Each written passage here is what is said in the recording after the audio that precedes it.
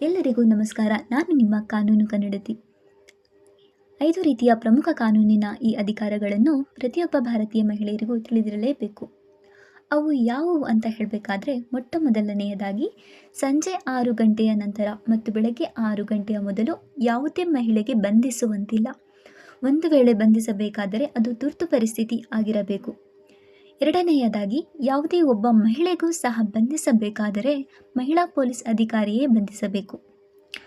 ಮೂರನೆಯದಾಗಿ, ಪ್ರತಿಯೊಬ್ಬ ಮಹಿಳೆಗೂ ತಮ್ಮ ಒಂದು ಜೀವನ ಸಂಗಾತಿಯನ್ನು ಸ್ವತಃ ಆಯ್ಕೆ ಮಾಡಿಕೊಳ್ಳುವಂತಹ ಒಂದು ಅಧಿಕಾರವಿದೆ.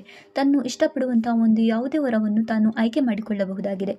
ನಾಲ್ಕನೆಯದಾಗಿ, ಒಬ್ಬ ಮಹಿಳೆಯು ಯಾವುದೇ ಹೋಟೆಲ್ನಲ್ಲಿ ಅಥವಾ ರೆಸ್ಟೋರೆಂಟ್ನಲ್ಲಿ ತನ್ನ ಒಂದು ಖಾಸಗಿ ಸಮಯವನ್ನು ಕಳೆಯುವಂತಹ ಒಂದು ಅಧಿಕಾರವೂ ಇದೆ.